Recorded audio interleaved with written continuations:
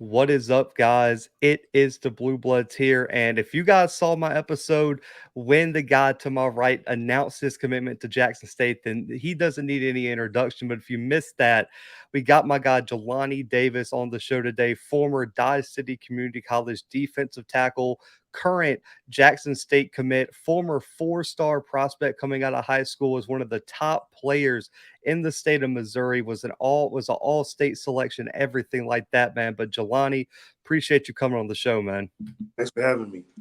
So let's get into your recruitment, man. I mentioned some places had you as a 3-star, a lot of them had you as a 4-star. For you, what was your recruiting process like out of high school? Who was recruiting you the hardest and things like that?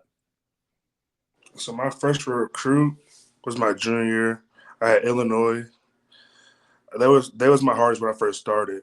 Then I had like Mizzou talking to me out of high school, North Carolina out of high school, Rutgers out of high school, Michigan State. There's some more schools I can't think of them right now. But my biggest problem with school was recruitment. And I had Missouri State, obviously. Missouri State, SIU, Austin P, all them little D1s. But what made me go JUCO, choose JUCO, was just having bad grades out of high school. Just so and that's kind of why everybody go JUCO. Most of the reason why. So that was my biggest thing. So I couldn't go anywhere. Like I was committed to Missouri State out of high school, but they couldn't. So that their coaches got fired. So when their coach got fired, and I didn't sign at the time, and when their coach got fired, they released me because they see my grades. Like I was a good player, they knew that, but my grades just wasn't where it was at. So when a new coach, a new group of guys, like a group of coaches come in, they release the guys that didn't sign at the time or anything like that. Right. And I know, yeah, like you said, I know Missouri State was going through a lot of changes at that time. And, at the JUCO level, everyone has their own story, own challenges they have to overcome. Because I've had players come on here that went to JUCO in California, and they don't even have scholarships for a lot of JUCO players out there. For you personally, outside of just grades, what were some of the biggest challenges you had to overcome at Dodge City?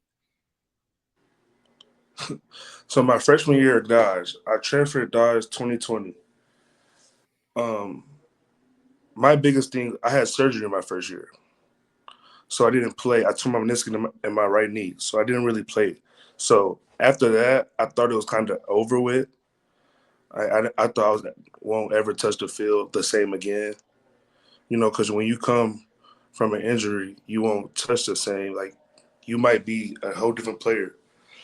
And so that was my biggest overcome my freshman season, and then my sophomore season, I shook back. I did a lot of therapy with my trainer up there at Dodge City, and I, I, I came back as the person that I was before I got to Dodge City.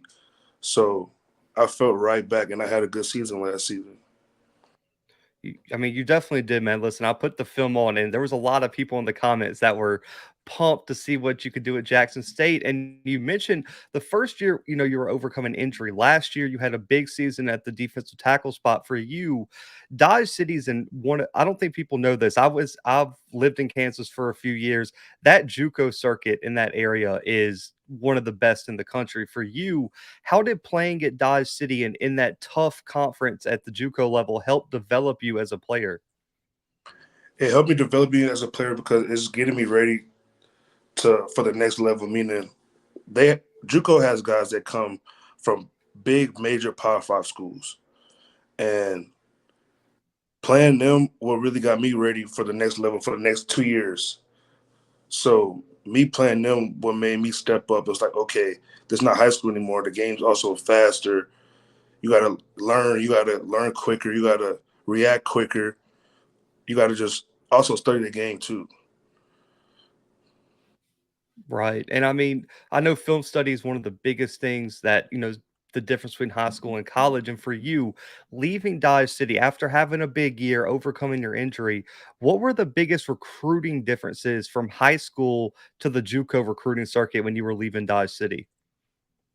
There wasn't no much difference, honestly, if you ask me. I still at the same school. So my coach, my coach Ricky Kuhn wanted me to graduate in December, but I had to finish his math class. So that's what kind of made me graduate in May. That's my only problem. So when they found out when the schools, because the schools recruited me, like my coach would tell me, well, I had FSU, Florida State wanted me bad at the time. They asked me when can I leave, and I was like, well, I'm a May graduate. Mizzou called for me, Houston, and some more big time schools. Um, so like I said, Florida State gave me a PWO, Mizzou gave me a preferred walk on. I feel like they did because they know my talent, but I feel like they did because me being a May grad, like I wasn't a player that they wanted to wait on. I feel like if you ask me, because there's too much talent out here, so they don't. A lot of schools don't want to wait for you, and I was okay with that. And I was actually like going to walk on Mizzou because I seen that they needed defensive linemen, but then JSU called and I had to pick up the phone.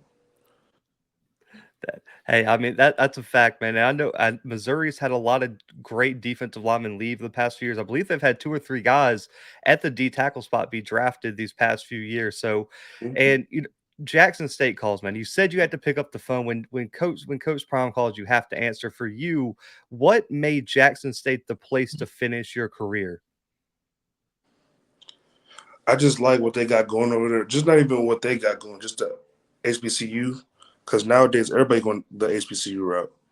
So, and my mom always wanted me to go to the HBCU route. But me personally, I was a PWI got type of guy. Like I wanted to go to a big school and everything. But then I noticed like that's not what it's all about. It's all about where you think that you can fit in. I'm not saying I couldn't fit in Mizzou because I'm from here, so I could definitely fit in. And I like some of the guys that's up there. But the HBCU and what Primetime got going on as a coach and his coaching staff and his players, he's building something that's going to be named like that's going to be known for the rest of the life in the country. So I had to go there. You took my next question right out of my hands. It was going to be about how much the HBCU movement has influenced you, and you already answered that. But what was Coach Sanders' pitch to you? What was the defensive coaches that talked to you? What was their recruiting pitch to you on why you should come help Jackson State this year, repeat as SWAC champions? Well, you seen how Coach Prom said that he needed defensive lineman bad, at least tackles bad. So that's what made me. They just told me that the spot's open. They want me to come in, compete for the starting spot, and just get. They want me to just get down there with the guys and just get with the team, and because we start camp on Monday. So Uh, it's a that, quick turnaround, man. and I was actually supposed to be going to Mizzou this weekend, so the same amount of time. But yeah, we start Monday. So at the point where I'm at and where they at, they just want me to get down there and just get to work and just show them what I got. And this is a big year, man. I mean, it was just announced yesterday. You guys are going to open the season on ESPN2 Mm-hmm. against FAMU. The course of Celebration Bowl, ESPN, one of the ESPN networks is going to carry the SWAC championship. You guys got a lot of time, exposure coming this year for you. You're coming down to the end of your college career. What are your goals for the 2022 season as you come to Jackson State this year?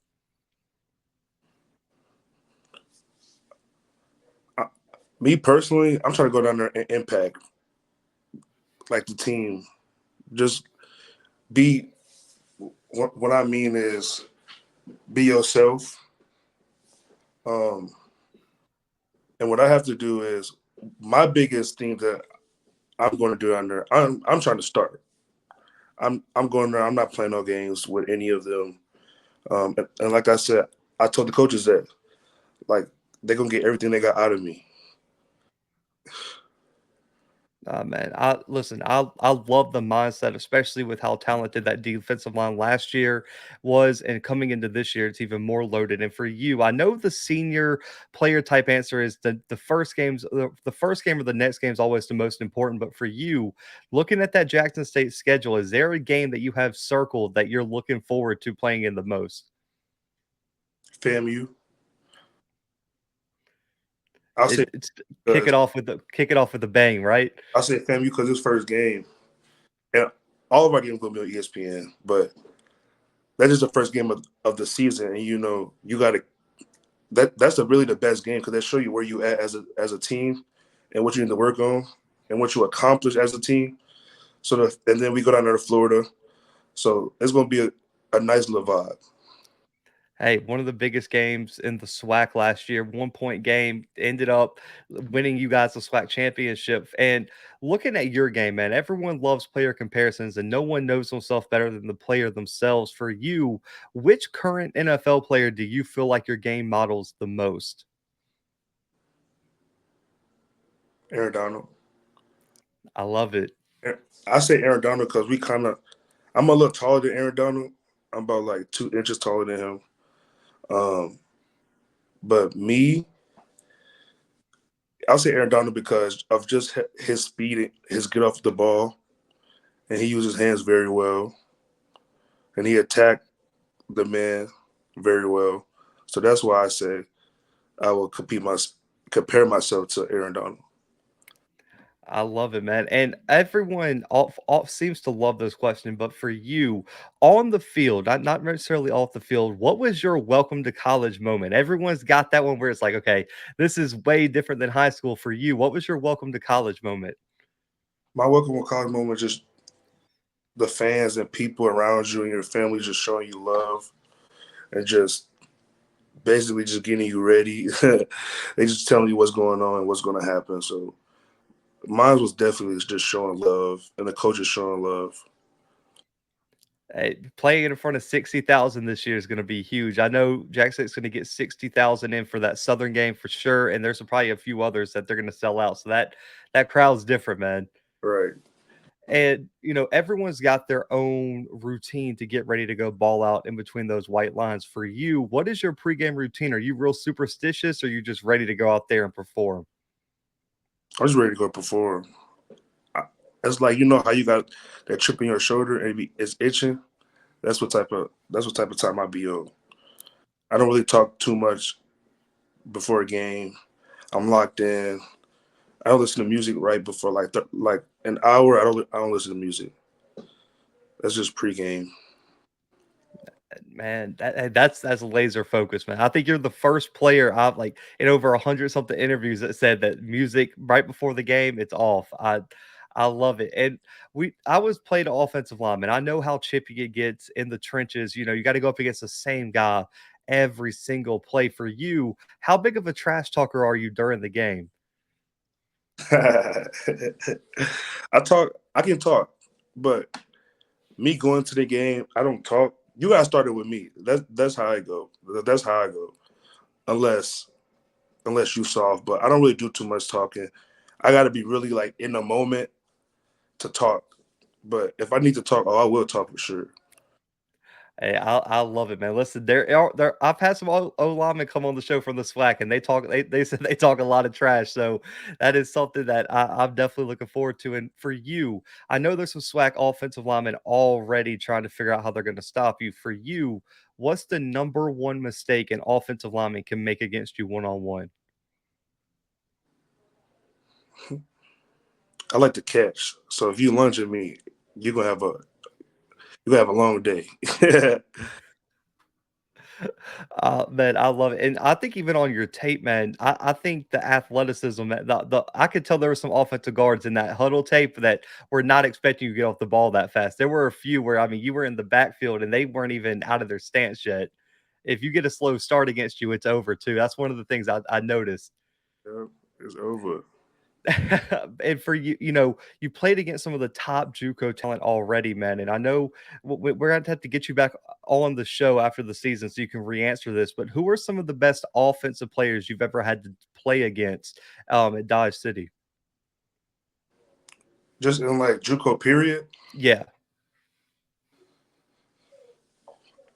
I'm trying to see. I'll say that left tackle for Garden City. He actually committed to Illinois. I think his name was Isaiah. He was just really good at child blocking, and so I played him. I played him twice. The first game he couldn't really stop me. The second game he kind of learned like, okay, I got to cut block him. I can't overreach him. He too quick. I won't get there in time. And mainly like, teams like that double teaming, like double teaming me, even triple teaming me. So I'll say Isaiah number. I forgot his number, but left tackle, the left tackle, he's nice. He's gonna be a really good player one day. Oh man, I love it. And one of the last questions here, man. You still got some time, and this could be off the field and on the field. But what are your long-term goals that you want to achieve before you graduate from Jackson State?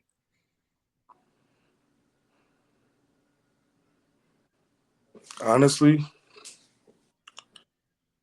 so before I leave JSU, I just want to. My biggest thing is just making a name at JSU, like Walter Payton. I want to break records at JSU. I want to be somebody that I want to be Jelani Davis at JSU, just somebody that's known there and went there and the Hall of Famers there that came out of JSU. So that's what I'm on. I love the high expectations, man. And for the last question here, what is your message to all those Jackson State fans out there watching this episode now? What can they expect from you, and what is your message to them on what they should expect for the 2022 season? For the 2022 season, I'm not for I won't say expect. They know they're getting a dog. So I'm not gonna let them down with that one. I'm just yeah, they're getting a dog. That's gonna make every fight and take every trip. I love it, man. Listen, a lot of people were really excited when you dropped your commitment, man. A lot of people, defensive tackle was a huge need for Jackson State, and I know they're excited. But this is all about promoting the players on this show, man. So let them know where they can follow you on social media, contact you for NIL deals, and any messages, shout outs you want to give, man. This time is yours. All right. Instagram, Jelani.Davis. Twitter, JB Bennett. Snapchat, Jelani Davis 54. And yeah, that's all I got. Guys, make sure to go follow my guy Jelani. As I say on every episode, the bigger you guys help him make his platform, the bigger and better opportunities that are going to come his way. And I promise you're not going to want to miss my guy Ball out for Jackson State this year on the defensive line. So make sure to go follow Jelani, share this interview, like the stream, all that kind of stuff. But for Jelani, myself, and the Blue Bloods guys, we are out for right now.